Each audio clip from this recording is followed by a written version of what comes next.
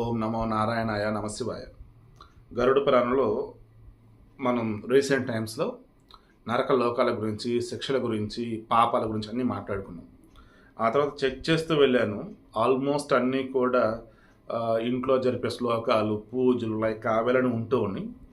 So ఆర్డర్లో వస్తూ ఉంటే సంతప్తక బ్రాహ్మణుడు పంచ ప్రేతాల కథ అని ఒకటి కనపడింది అధ్యాయం. సో అది కంటిన్యూ చేస్తాను, ఓకేనా. విష్ణు మహిమ విస్తారంగా కనిపించే కథను వినాలు ఉందని వినతానందుడు వేడగా అతను అనుగ్రహించి చెప్పసాగాడు. విరూపాక్షాది దేవవంతుడైనటువంటి విశ్వవ్యాపి ఇలా. సో గరుత్మంతుడు చెప్తున్నట్టు, గరుత్మంతుడా, పూర్వకాలంలో సంతప్తకుడని తపోధనుడైనటువంటి బ్రాహ్మణుడు ఒక ఆయన ఉండేవాడు. సంతప్తకుడు పేరు, మంచి తపోధనుడు, తపస్సులో మంచిగా ఆరితేరినవాడు అండ్ సకల శాస్త్రాలు అవకాశం పెట్టినవాడు ఒక బ్రాహ్మణుడు ఉన్నాడు. ఆయన తన తపోబలం వల్ల పాపరహితుడు అయినాడు. సో తన తపోబలం వల్ల పాపాలు ఏవి అంటకుండా పాపరహితుడు అంటే పుణ్యాత్ముడు అన్నట్టు అనుకోండి. ఈ సంసారం పేరులోనే కానీ తత్వంలో సారం లేనిదని నేను తెలుసుకున్నవాడే అడవులకు పోయి వైఖానస మునుల వృత్తిని తాను పాలిస్తూ అరణ్యంలోనే చరిస్తూ ఉండేవాడు. అంటే ఈ సంసారం అనేది ఉంది కదా, పెళ్ళి, భార్య, పిల్లలు, పేరులోనే ఏదో ఉండటం తప్ప, సంసారం పేరులోనే సారం తప్ప నిజంగా సారం అనేది లేదు అనే తత్వం తెలుసుకొని అడవులకు పోయి వైఖానస మునుల వృత్తిని తాను కూడా స్వీకరించి తాను పాటిస్తూ అరణ్యంలోనే అడవిలోనే సంచరిస్తూ ఉండేవాడు. అటు ఇటు తిరుగుతూ మునులు దుంపలు లైకవని తింటూ ఇంకా మునిలాగే బతుకుతూ ఉండేవాడు అడవిలో, ఓకేనా. బాహ్య చిత్త వృత్తులను అదుపులో పెట్టుకొని తద్వారా ఇంద్రియాలపై విజయం సాధించే ఉద్దేశంతో తీర్థయాత్రకు బదులు బయలుదేరాడు.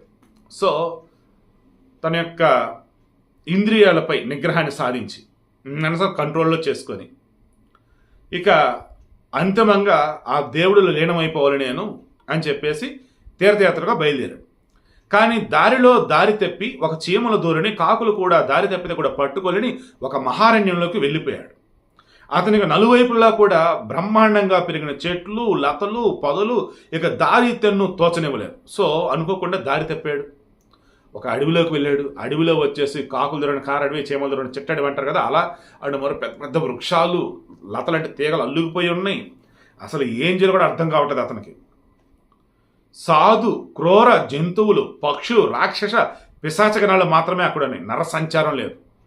నరుడి తప్ప ఇక అన్ని రకాల జంతువులు, పక్షులు, మృగాలు అన్నీ అక్కడ ఉన్నాయి.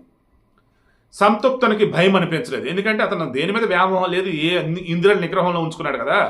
సో కామ, క్రోధ, లోభ, మద, మోహ, మాత్సర్యాలను కంట్రోల్లో పెట్టుకుంటే లెక్క. అరిషడ్ వర్గాలని అరిషడ్ అదుపులో ఉంచుకున్నాడు కాబట్టి అంత ఉన్నా సరే ఆ సంతప్తునికి భయం అనిపించలేదు. అలాగని దిక్కు తోచలేదు. ఎందుకంటే అసలు అతను ఎక్కడుందంటే అతనికి ఐడియా లేదు కదా. ఇంక ఏదో ఒకటి జరుగుతుందిలే అనుకుంటూ ఒకవైపు అలా నడుచుకుంటూ పోతున్నాడు. కొంతసేపటికి కీచురాళ్ళు అరుపులు. కీచురాళ్ళు అంటే తెలుసు కదా, పురుగులు సౌండ్ చేస్తాయి, భయంకరంగా ఉంటాయి, చిరాకు వస్తాయి. కర్ణ కఠోరంగా కీచురాళ్ళు అరుపులు. గొడ్ల గోపుల దూత్కారాలు, గొడ్ల గోపులు అరిచి భయంకరంగా ఉంటాయి. ఇవన్నీ కూడా భయంకరంగా వినిపిస్తూ ఉన్నాయి. అయినా ఆగలేదు. కానీ ఒక చోట నాకు జుగుప్సాకర దృశ్యాన్ని చూసి నిలబడిపోయాడు. జుగుప్సాకరం అంటే అబ్బా చీ అన్న ఫీలింగ్ వచ్చింది. అక్కడ చూశాడు, అడుగు ముందుకు పడి ఆగిపోయాడు. అక్కడ ఒక మర్రి చెట్టు కట్టబడి వేలాడుతూ ఒక శవం ఉంది. దానిని 5 ప్రేతాత్మలు పీక్కు తింటున్నాయి. ప్రతి ప్రేతము చూడటానికి చాలా భయంకరంగా ఉంది. ముఖం మీద తప్ప ఇంకెక్కడా మాంసం లేదు. చేతులు, కాళ్ళు, అన్ని అంగాలు కూడా ఎముకల మీద కూడా చర్మం కప్పినట్టు ఉన్నాయి. ముఖంలో కళ్ళు లేవు. వాటికి బదులు 2 గోతులున్నాయి. ఆ గోతులలోకి జారిపోతుందని భయపడి పారిపోయింది, కానీ ముక్కు అసలే లేదు. నెత్తిపై జుట్టు లేదు. అలాగని కోతిలా చూడగానే నవ్వు పుట్టించేలా కాకుండా భయంతో గుండె లవిసిపోయేలాగున్నవి అవన్నీ కూడా. సో బ్రాహ్మణుడు వాటిని చూశాడు. ఒక శవాన్ని కట్టుంటే వాటిని 5 ప్రేతాత్మలు తింటా ఉన్నాయి. ఎంత దారుణంగానే మనం మాట్లాడుకున్నాం. సో అడవిలో ఉన్నాడు. అతను కావాల్సింది ఏంటిది? తపస్సు సంపన్నుడై తీర్థయాత్రలు చేస్తూ అంతిమంగా దైవంలో ఐక్యం చెందాలి. మరి ఈ బ్రాహ్మణుడు సంతప్తుడు ఏం చేశాడు ఏంటి రేపు డిస్కస్ చేద్దాం.